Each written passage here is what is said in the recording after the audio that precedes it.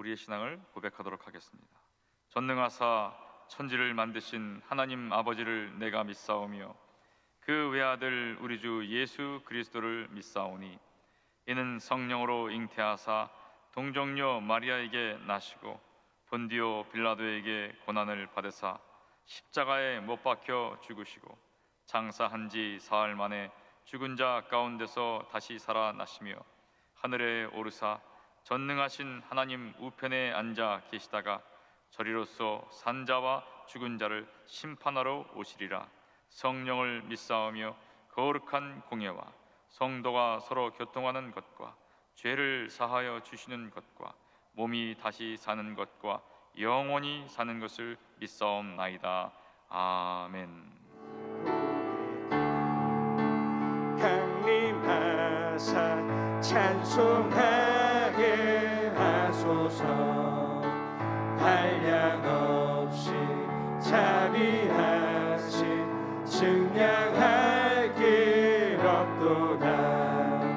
천사들의 찬송가를 내게 가르치소서. 구속하신 그 사랑을 항상 찬송함. 주의 크신 도움 받아 이때까지 왔으니 이와 같이 천국에도 이르기를 바라네. 하나님의 품을 떠나 죄에 빠진 우리를 예수 구원하시려고 보혈 흘려 주셨네. 성경으로 참으로 좋으신 하나님의 그 놀라운 성호를 높이 올리길 원합니다. 올 가정의 달을 맞이하여 하나님 이 첫 주간에 저희를 부르신 주님을 찬양합니다. 저희 영혼이 오늘 세잔할지라도 주 앞에 나와서 새로운 힘을 얻고 회복되기를 원하오니 주의 성령 함께 하셔서 이 시간 우리를 회복시켜 주시옵소서. 우리 안에 하나님의 그 말씀과 함께 그 말씀이 모든 세상 삶을 이겨서 하늘을 바라보면서 우리가 강한 소망을 갖는 믿음의 사람 되기를 원하오니 주여 우리의 생명의 소중함을 말씀으로 다시 한번 각인하고 주 앞에 나가고 주와 동행하는 귀한 삶 될 수 있도록 허락해 주시옵소서. 오늘도 저희가 모든 각처에서 왔습니다. 삶의 모양은 다르겠지만 하나님 주님을 사랑하고 주님을 경배하길 원하오니 우리의 심령을 주 앞에 오직 그리스도의 보혈로 적셔서 하나님 아버지 나가길 원하오니 우리의 모든 산 제사를 흠양하기를 간절히 바랍니다. 홀로 영광받아 주시옵소서. 예수님의 이름으로 감사하며 간절히 기도합니다. 오늘 함께 은혜 받으실 하나님 말씀은 창세기 22장 6절로 10절까지의 말씀입니다. 창세기 22장 6절에서 10절까지 말씀을 다 같이 봉독하도록 하겠습니다. 아브라함이 이에 번제나무를 가져다가 그의 아들 이삭에게 지우고 자기는 불과 칼을 손에 들고 두 사람이 동행하더니 이삭이 그 아버지 아브라함에게 말하여 이르되 내 아버지여 하니 그가 이르되 내 아들아 내가 여기 있노라. 이삭이 이르되 불과 나무는 있거니와 번제할 어린 양은 어디 있나이까. 아브라함이 이르되 내 아들아 번제할 어린 양은 하나님이 자기를 위하여 친히 준비하시리라 하고 두 사람이 함께 나아가서 하나님이 그에게 일러주신 곳에 이른지라. 이에 아브라함이 그곳에 제단을 쌓고 나무를 버려놓고 그의 아들 이삭을 결백하여 제단 나무 위에 놓고 손을 내밀어 칼을 잡고 그 아들을 잡으려 하니. 아멘. 할렐루야. 저는 오늘부터 3일 동안 이삭의 삶을 중심으로 해서 하나님 말씀을 같이 보기를 원합니다. 오늘 첫 시간으로 그 순정의 삶이란 제목으로 말씀을 나누고자 합니다. 이삭은 여러분이 잘 알다시피 하나님께서 택하신 아브라함의 유일한 적통을 이어받은 아들입니다. 75세에 약속을 받아서 100세에 그 아들을 낳았으니 사실 굉장히 험난한 어떤 그 말씀의 씨앗을 받고 이것이 잉태되어서 나온 그 결과는 우리가 상상을 초월하는 아브라함이 어떤 그 믿음 안에서의 소망을 뚫고 이 모든 환경을 뚫고 나가는 그런 인내를 볼 수 있는 그 결과입니다. 근데 그 아들의 이름이 사실은 웃음이라는 것입니다. 히브리 말로 그가 웃었다 아니면 웃음이다 하는 이런 뜻으로 된 이삭. 여러분, 아브라함과 사라가 이삭을 낳기 전에 웃은 사건들을 잘 아실 겁니다. 창세기 17장에 그가 99세가 되었습니다. 이제 24년 동안 아들이 낳을 징조가 없는데도 불구하고 또 그리고 이미 이제 그가 13살이 된 이스마엘이란 그 하갈을 통해서 낳은 아들이 있음에도 불구하고 하나님이 나타나셔서 그와 언약을 다시 맺으십니다. 하나님이 나타나서 그렇게 말씀하시다. 너는 내 앞에서 완전할지니라 그럽니다. 물론 이 완전은 육체적인 것이 아니라 영적인 믿음의 것을 말하는 것이죠. 이 믿음의 결국은 뭐냐면 하나님이신 약속의 말씀을 그대로 믿고 이 안에서 속에서 잉태돼서 나오는 것을 말합니다. 그러면서 하시는 말씀이 이제 너에게 내년에 아들이 있을 것이다. 그가 속으로 웃었습니다. 그리고 두 번째 그 다음에 소돔과 고모라를 하나님께서 함락시키고 완전히 멸망시키려고 오셨을 때 그때 아브라함이 하나님을 알아보고 천사와 함께 그들을 천사들을 수정할 때 그때 하갈이 이런 얘기를 듣습니다. 사라가 이런 말을 듣습니다. 사라는 어디 있느냐 말했더니 아브라함이 저쪽에 있습니다 할 때 그 내년이면은 사라가 아들을 가질 것이다. 그때 수정 들기 위해서 음식을 준비했던 이 사례가 속으로 깔깔대고 웃습니다. 우리 남편이 100세고 내가 이제 90세고 곧 이제 모든 것이 끊어진 상태인데 어떻게 아들을 낳을 수 있을 것인가 속으로 웃었을 때 결국 이것이 나중에는 하나님 앞에서 온전한 그 결과로 드러난 것을 보게 됩니다. 이 웃음은 무슨 의미일까? 결국은 허탈한 웃음이 아닌가 생각합니다. 진정한 믿음의 이야기들은 뭐냐면 가늠이 안 된다는 것입니다. 이게 될까요? 말이 안 되는 거죠. 우리 원로 목사님께서 대조동 그 천막교회에서 가마니를 깔고 그리고 목회를 시작했을 때 하루는 성령이 강하게 임해서 목사님께 예언의 말씀이 임했다고 우리가 듣지 않았습니까? 두 팔을 활짝 펴면서 하나님께서 주신 말씀이 내가 이 은빛 날개를 타고서 전 세계를 다니면서 복음을 증거하리라.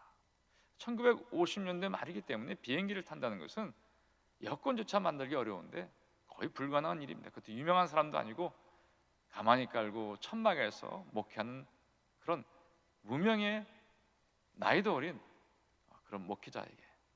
근데 여러분, 제가 해외 사역을 많이 해봤는데 우리 원로 목사님 이름을 모르는 사람은 외국 목사 중에 거의 없다는 것이. 어디서 왔냐 했을 때 저는 옆에 있는 싱가포르 친구 목사님이 계신데 저를 항상 여의도에서 왔다고 이렇게 얘기를 해주면 모르는 사람이 하나도 없었어요. 불과 그 예언의 말씀이 떨어진 지 20년도 채 안 돼서 세계를 다니면서 복음을 증거한 것을 보게 됩니다. 저와 여러분에게는 하나님이 주신 믿음의 말씀이 무엇일까요? 우리는 성경 말씀을 통해서 알지만 엘리야나 어떤 하나님의 그 뛰어난 믿음의 약속을 받은 사람이나 우리는 똑같은 성정의 사람이라는 것입니다. 우리가 정말 소중히 생각할 것은 뭐냐면 이런 이야기를 들었을 때 나에게는 하나님이 어떠한 믿음의 약속의 씨앗을 알려주신 것인가? 여러분, 우리는 우리의 꿈들을 만들 수가 없습니다. 우리가 만든 꿈은 다 허물어지는데 우리가 나이가 많던 적던 여기 아브라함보다 나이가 많은 분은 없지 않겠습니까? 그렇죠? 우리가 하나님이 나에게 주신 꿈이 무엇인가를 생각하면서 거기에 많은 에너지를 쏟으면서 나갈 수 있기를 축복합니다. 아브라함 이야기를 보게 되면 남의 얘기를 거의 하지 않았어요. 하나님이 주신 그 약속의 말씀만 붙잡고 가는데 그 약속의 말씀의 결과가 뭐냐면 결국 허탈할 정도로 아니 약속해놓고 지금까지 24년 동안을 이렇게 거의 고생과 가까운 삶을 살았는데 그래서 이 소망이 사라지는데 근데 나타나서 하시는 말씀이 내년이면 그게 한 번도 아니고 24년 동안을 기다렸던 그 사람에게는 내년이 별 한 1년이 중요치 않을 텐데 내년이면 내가 아들을 가지려 했을 때 그는 참으로 웃을 수밖에 없었을 것입니다. 그것이 사실일까요? 지금 와서 그렇다는 겁니까? 근데 하나님께서는 역사하시고 그것을 보여주셨다는 것입니다. 우리에게는 나이가 중요할지 모르겠지만, 우리에게는 우리의 나름대로의 시간이 중요할지 모르겠지만, 하나님께서는 그런 것이 중요하지 않은 것은 성경에 여러 번 나와 있습니다. 사랑하는 성도 여러분, 이 안에서 여러분의 환경과 나이를 보지 마시고 이 안에 강한 소망을 가질 수 있기를 주 여러분 축복합니다. 저는 하나의 소망이 있다면은 이 교회에서 우리 원로 목사님과 이영호 목사님 외에는 가장 젊은 목사가 되기를 원해요. 제가 한 번은 생각했을 때 누가 가장 여의도에서 젊은 목사님일까? 답은 우리 원로 목사님이시고 이영호 목사님이었어요. 여러분, 누가 가장 젊은 성도일까요? 여러분, 여러분의 영이 새롭게 그 약속을 받아서 끊임없이 그 약속을 붙잡고 달려갈 수 있는, 지치지 않는 독수리 날개치는 활을 날개를 치면서 그 약속의 말씀을 갖고 창공을 갈 수 있는 그런 믿음의 세대로 계속해서 회복할 수 있기를 주님의 이름으로 도전합니다. 많은 사람들이 세상적으로 얘기를 합니다. 여러분, 그럼에도 불구하고 하나님은 우리를 사용하십니다. 우리가 나이 먹었음에도 불구하고, 우리가 늙었음에도 불구하고, 힘들음에도 불구하고 우리를 사용하신 그 하나님께서 창조적인 능력으로 다가갈 수 있기를 주의 이름으로 축복합니다. 이삭의 삶은 참 존귀하고 그리고 수년 동안 기대했던 그 결과이기 때문에 부모님으로부터 어마어마하게 애지중지하게 키웠을 것입니다. 심지어는 그 배다른 형도 자기를 함부로 대했다고 그냥 내쫓김을 받는 그런 대접을 받았던 이삭입니다. 왜냐하면 그를 통해서 아브라함이 주신 약속의 말씀이 그대로 이어지기 때문입니다. 그리고 그에게는 약속의 말씀에 그 귀한 땅들이 있었기 때문입니다. 근데 그럼에도 불구하고 그는 그 과정에서 아버지의 믿음의 시험물로 전락하고 맙니다. 그것이 바로 오늘의 이야기입니다. 이삭은 이 상을 인지하고 있었습니다. 그래서 물어보지 않습니까? 이삭이 이르되 불과 나무는 있거니와 번제할 어린 양은 어디 있나이까? 이때 아버지의 답이 뭐 어디 있다 말하지 않고 우회적으로 말합니다. 저기 있다 여기 하지 않고 내 아들아, 번제할 어린 양은 하나님이 자기를 위해 친히 준비하시리라. 여기에도 답도 굉장히 재밌습니다. 하나님이 자기를 위하여 준비한다 그랬어요. 우리가 하나님께 번제물로 아버지께 드리는데 우리는 준비하지 않고 하나님께서 하나님을 위해서 준비했다고 말하는 것입니다. 여기에 토달지 않고 더 나아가 도망하지 않고 결국은 결박을 당하는 그 이삭의 삶을 보게 됩니다. 그리고는 칼을 잡고 자기를 잡으려는 그 아버지, 마치 수없이 많은 여러 번 아버지가 양들을 잡는 것을 보아왔던 이삭은 야, 이제 큰일 났구나, 이것이 나의 마지막인가? 그러면서 히브리 성경에 나오는 믿음의 순종의 모습을 보여주고 있습니다. 우리가 온종일 주를 위하여 죽임을 당하게 되며 도살할 양과 같이 여김을 받았나이다. 믿음의 사람의 고백입니다. 온종일 죽임을 당하게 되는 것 같고 그리고 도살할 양같이 여김을 당했다. 저는 처음에 이 구절이 믿음의 구절이면 좀 더 용맹스러워야 되는데 이렇게 순응할 것인가? 믿음에는 용맹도 있지만 또 하나 주 앞에서는 하나님의 뜻대로, 하나님의 각본대로, 하나님이 원하는 대로 내가 그 역할을 수행하는 것이 진정한 믿음이라는 것입니다. 천사가 이제야 내가 내 하나님 경외한 줄 내가 알았노라, 사랑한 줄 알았노라 말했을 때 저편에 수풀에 걸린 순양을 보고 이제 그들은 예배를 드리고 야훼일의 이름을 부르는 것을 보게 됩니다. 이 순종의 이삭의 이 순종의 삶에서 볼 것은 첫째, 권위를 인정하는 것을 우리가 보게 됩니다. 다시 말하면 아버지와 함께 가는데 그는 하나님의 그 뜻대로 번제물을 드리러 모리아산으로 갔을 때 다른 것보다 하나님의 말씀하시기 때문에 아버지가 또 이를 행하기 때문에 거기에 다른 말을 하지 않았다는 것입니다. 첫째, 자기 소견을 누르고 갔다는 것입니다. 순종의 모습은 자기 소견을 누르는 것입니다. 산에 오르면서 생각할 것입니다. 아니, 이게 말이나 돼? 뭘 예비했었던 것이지? 어머니한테 말도 하지 않고 이렇게 나왔는데 어머니가 아시면 뭐라 그러실까? 수상해, 아버지의 눈빛이. 그리고 아버지가 이렇게 뭔가 초조해할까?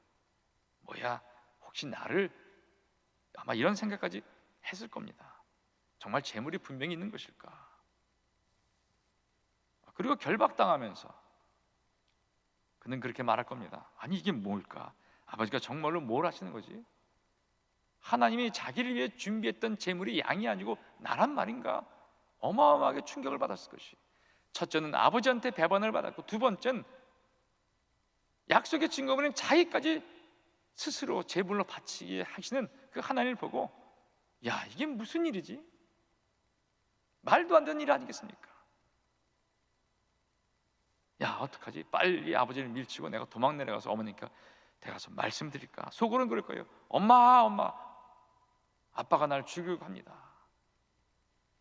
그런데 그러지 않았어요. 여러분, 이때 이삭의 나이가 몇 살일까요? 이것은 성경에 나와 있지 않지만 가늠은 합니다. 왜냐하면 번제물 할 그 나무를 지고 올라가는 걸 보게 되면 아마 청소년기는 넘지 않았어요. 그래서 보통 17살로 기준으로 생각합니다. 뭐 16, 17 이후의 나이일 것이고, 또 이후에 아브라함의 이 모리아 사건 이후에 사라와 아브라함은 관계가 단절된 것을 암시하듯이 아무런 얘기 없이 바로 사라가 그만 생을 마감하고 맙니다. 이것을 볼 때 사라가 죽은 나이가 127살인데 그렇다면 바로 그 전해라고 하면 36살, 아니 그 해에 죽었다면 37살에 되는 그 추정치가 있습니다. 17에서 37인데 보통 우리가 볼 때는 그 중간쯤 되는 것이 아닐까. 그래서 빨라야 17에서 한 20대 중반. 20대 중반이면 이미 우리는 성인입니다. 이 성인이 다 된 준성인, 최소한 준성인인 이 이삭이 자기의 힘과 실력을 가지고 아버지가 행하는 이 이해가 되지 않는, 납득이 되지 않는, 또 하나님도 가만히 계신, 왜냐하면 아브라함은 그 당시에 제사장이기 때문입니다. 하나님이 친히 재물을 예비했을 것이다 했던 것이 바로 자기가 됐을 때, 그럼에도 불구하고 그는 그대로 받아들였다는 것입니다. 이것이 순종입니다. 저와 여러분 가운데 하나님의 일을 위해서 내가 재물이 되라 했을 때 아멘 하실 분이 계시겠습니까? 한번 다 같이 우리 하나님께 아멘 해보겠습니다. 아멘. 할렐루야. 가장 소중한 건 바로 그것이 예수님의 길을 따른다는 것입니다. 예수님은 재물이 되셨어요. 주님이 재물이 되셨는데 그 길을 우리가 가지 않는다면, 그리고 바로 보호자만 생각한다면 이건 어불성설이죠. 재물이 된 자, 그가 바로 보좌에 앉은 자라는 것입니다. 이것이 우리의 갈등이고 모리아산에서 주님을 만나는 사건이 되어야 될 줄 믿습니다. 우리는 모리아산을 통하지 않고 이삭의 축복, 100배의 축복만 생각합니다.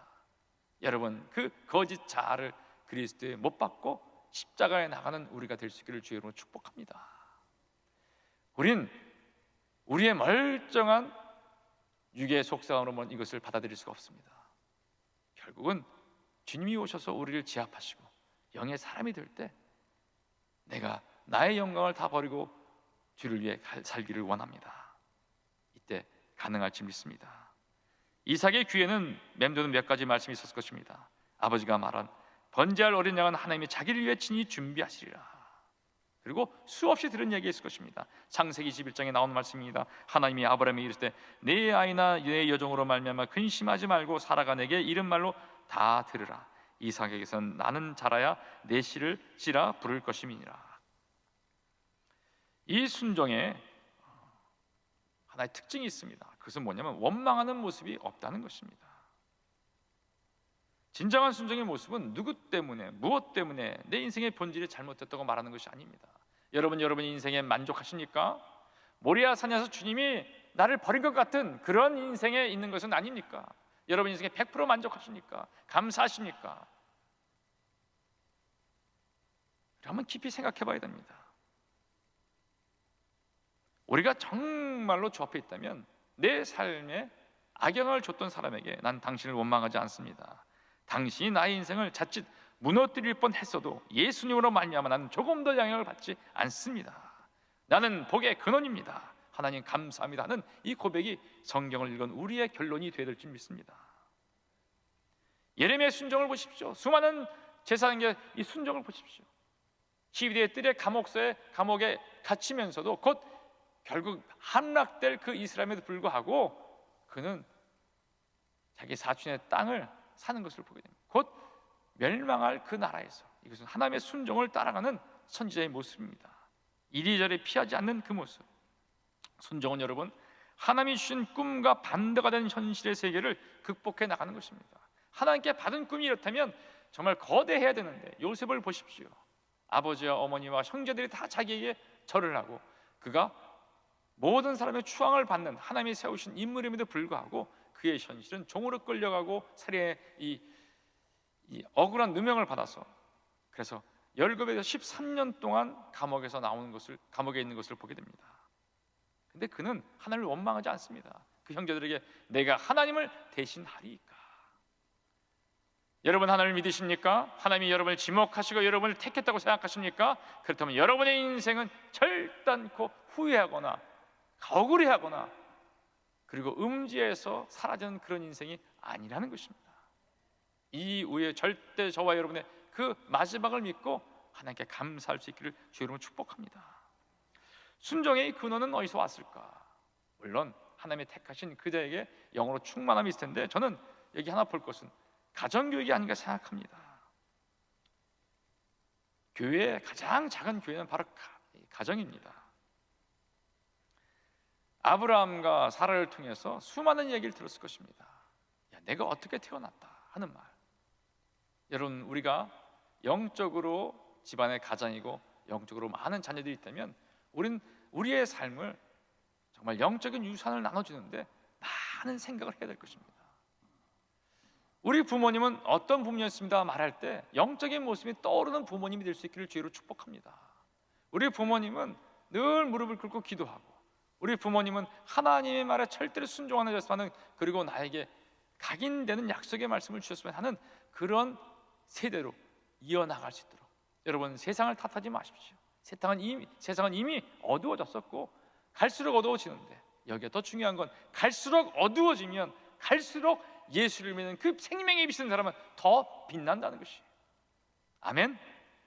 세상은 어두워라 상관없습니다. 우리만 주 안에서 믿음을 갖게 되면 더 점점 밝아지는 그런 삶을 살게 된다는 것이에요. 그 빛을 정말 가장 훌륭하게 멋있게 전달할 수 있는 것은 바로 가정이라는 것입니다. 이번 가정의 달을 맞이해서 우리 아버지들은 아버지로서 어머니는 어머니로서 나의 자녀에게 내 가정에게 나의 친족에게 어떠한 모습을 보일 것인가. 마귀는 그렇게 하지 못하게 할 것입니다. 하나님을 믿는 척만 하라 이럴 것이에요. 조영기 목사님의 원로 목사님이 하신 말씀이 아주 기존에 생각나는 것이 있습니다. 뭐라고 말씀했냐면 마귀는 이런 겁니다. 교회 가라 찬송하라 하라 기도도 하라. 그런데 깊이 들어가지 마라. 말씀도 있고 찬양도 하고 기도도 하는데 깊이 들어가지 마라. 그냥 살짝 스쳐가는 듯 거기에 만족하라. 저는 그 얘기를 듣고 깜짝 놀란 적이 있습니다. 마귀는 그렇게 교활합니다. 요즘 세상의 패턴은 깊이 들어가지 않습니다. 그냥 짧게 조금씩 여러 가지를 아는데 그치고 맙니다. 다른 건 몰라도 예수님만큼 깊이 알 수 있고 생명의 말씀만 깊이 붙잡을 수가 있고 나의 꿈만은 무엇보다 깊이 들어가서 숙성되어 하나님의 그 기쁨이 될 수 있는 우리의 삶이 될 수 있기를 축복합니다. 이삭이 본 아버지의 믿음은 어땠을까요? 아버지의 음성을 듣고 하란에서 출발한 그 아버지의 여정, 그리고 아비멜렉과 그 군대 장관 비골이 와서 고백합니다. 하나님이 함께하니 화친을 맺자. 굉장히 충격했을 겁니다. 그 지역의 실권자들이 아브라함의 그 믿음을 보고 왔다는 것입니다. 여러 가지에 대한 하나님의 이야기를 듣고 이삭은 자기 소견을 다 내려놓고 그래 하나님은 나를 지명했고 나는 하나님의 것이다 하는 그것이 완전히 들어왔다는 것입니다. 제가 어제 어느 기독교 방송을 보았는데요, 어떤 목사님들이 나와서 토론을 하는데 가정에 대한 이야기입니다. 그런데 제 마음에 심금을 울리는 것이 있었어요. 야, 목사님 가정에도 갈등이 많구나. 딸을 셋둔 아버지의 이야기인데, 딸들은 출가를 했고 막내 딸이 하나 있는데 아들과 같은 딸이라는 것입니다.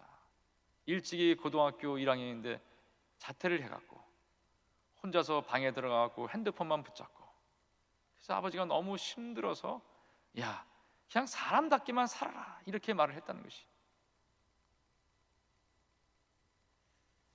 그 딸이 더 놀라운 것은 아버지가 이 목회를 하고 있는데 교회를 안 나온다는 것이. 저는 그 얘기를 들었을 때 갑자기 울음이 막 나올 뻔했어요.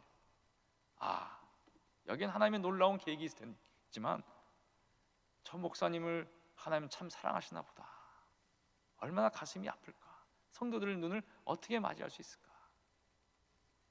여러분, 사람들 너무 눈 보지 마시고 여러분에게도 그와 같은 슬픔이 있지 않겠습니까? 그래도 하나님 감사합니다고 나갈 수 있는 저와 여러분이 되기를 바랍니다. 그 목사님이 깨달은 것은 어느 상담대를 통해서 조건 달지 마세요. 목사님이 말하는 야, 제발 좀 다른 거에 사람답게 살아야 되지 않겠냐, 그렇게 말씀하지 마세요 라고 했을 때 본인이 스스로 깨달은 건 뭐냐면 나는 사람답나, 난 죄인이다. 어떤 목사님이 이렇게 고백하더라고요. 아들 삼형제가 있는데 막내 아들이 막 궁시렁거리더라는 것이. 식탁에 앉아갖고 아버지 아들 셋씩 나갖고 다 학생들인데 돈을 제대로 못 벌어오니까 내가 학원도 제대로 못 가고, 형들이 급하니까 형들만 보내고 나는 학원도 못 가고 뭐냐 그러는데 이 자존심이 확 상한 거예요. 그래서 밥그릇을 확 벽에다가 던졌다는 것이.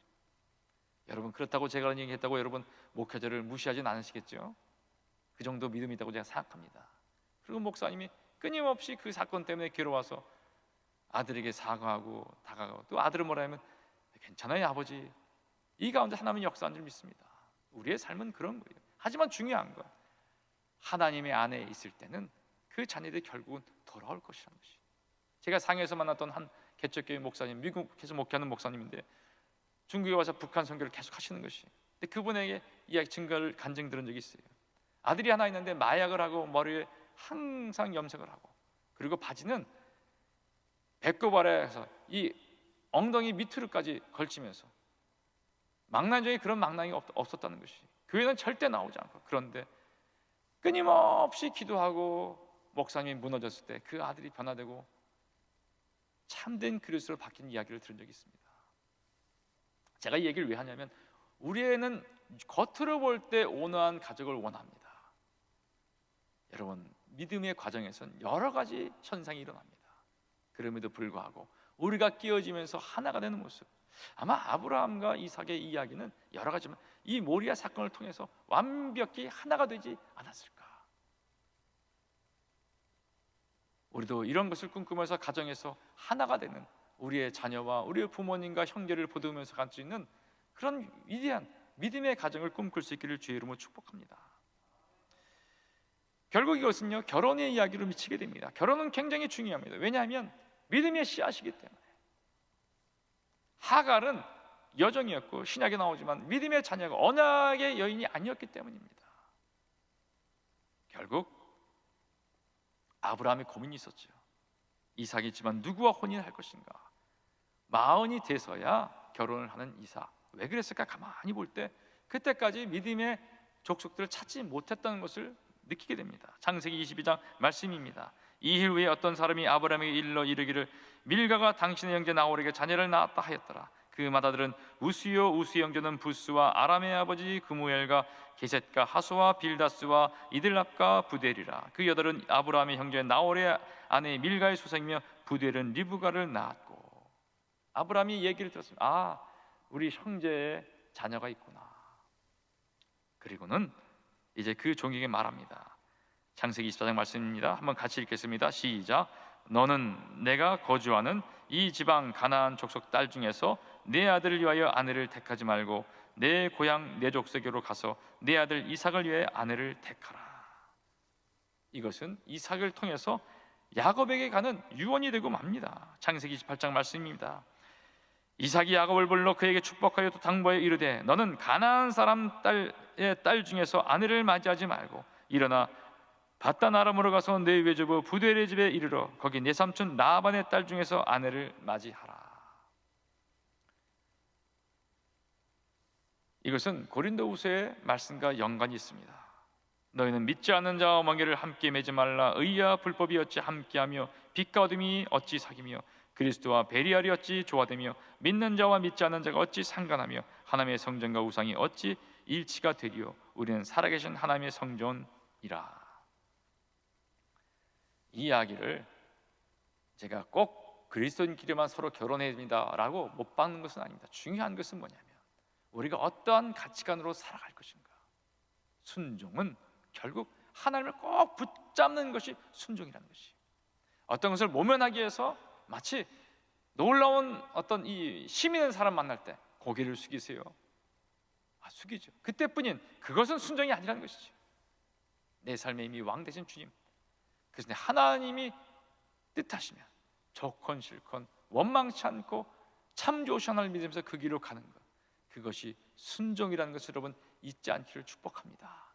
여러분 하나님을 절대로 가늠하지 않길 바랍니다. 하나님은 우리보다 완벽하시고 하나님은 추워도 틀림이 없으신 그분. 중요한 건 내가 그 순종할 수 있는 믿음의 약속의 말씀을 붙잡고 오늘도 승리하고 있는가. 여러분 오늘 기도하실 때 주님 제게 말씀하시고 제가 그 말을 듣고 나가게 허락해 주시옵소서 하는 믿음의 사람이 되고, 하나님 제 가정과 저의 모든 삶이 하나님 앞에서 하나가 되면서 온 가족이 예수 안에서 믿음의 공동체가 되게 해달라는 그런 귀한 삶이 되기를 주의 이름으로 도전하고 축복합니다. 영원하고 존귀하신 아버지 감사합니다. 하나님 저희를 사랑하셔서 5월 첫 주간에 이렇게 저희를 부르시고 예배 새벽에 잠을 깨고 예배에 참여하게 하심을 감사합니다. 하나님 저희는 누굽니까? 죄악 가운데 태어나서 마귀에게 속아서 우리 스스로 신이 되려고 하는 악한 존재임을 고백합니다. 자기의 죄를 모르고 하나님을 모르고 그리고 남을 탓하며 사는 피 흘리기를 좋아하는 우리의 모습을 아버지 이 시간 다 거두어 주시고 그리스도를 쫓아서 하나님 아버지 하나님 앞에서 친히 준비하신 제물이 되었던 이삭과 같은 순종의 삶으로 살게 하심을 감사합니다. 홀로 영광받아 주시옵소서. 아버지 이제는 저희가 5월 첫 주간부터 시작해서 90일간 하나님 이제 저희가 믿음의 행진을 합니다. 이 새벽에 기쁨이 차고 넘치고 다시 한번 믿음이 결단되어서 주 앞에 나가는 부르짖는 하나님을 기쁘게 하는 순종의 백성 될 수 있도록 허락해 주시옵소서. 예수님의 이름으로 감사하며 간절히 기도합니다. 하늘에 계신 우리 아버지여, 이름이 이거를 격임을 받으시오며 나라가 임하시오며 뜻이 하늘에서 이루어진 것 같이 땅에서도 이루어지이다. 오늘 우리에게 일용할 양식을 주시옵고 우리가 우리에게 죄 지은 자를 사하여 준 것 같이 우리의 죄를 사하여 주시옵고 우리를 시험에 들게 하지 마시옵고 다만 악에서 구하시옵소서. 나라와 권세와 영광이 아버지께 영원히 있사옵나이다. 아멘. 할렐루야. 이 시간 함께 같이 기도하실 때 여러분 이 나라 민족을 기도하시길 바랍니다. 어둠에 있는 전 세계에 공통적으로 이 현상 대한민국이 밝게 비치게 해달라 같이 기도하시길 바랍니다. 모든 교회가 일어나게 특별히 우리 여의도 순복음교회 복음의 통일을 준비하는 교회가 되게 해달라. 그래서 우리 모든 성도가 영으로 충만하게 해달라. 모든 교육자가 하나 되고 하나 앞에 쓰임받도록 해달라. 우리 원로 목사님 자리에서 빨리 박차고 일어나서 건강한 모습으로 제화하게 해달라. 우리 당회장님, 담임 목사님 그 모든 사역권에 기름 부으시고 어디서나 하나님의 귀한 사자가 되게 해달라. 우리가 속한 모든 구역과 교구에 관심을 갖고 우리 아픈 모든 성도들이 기적같이 회복되고 부흥이 되게 해달라.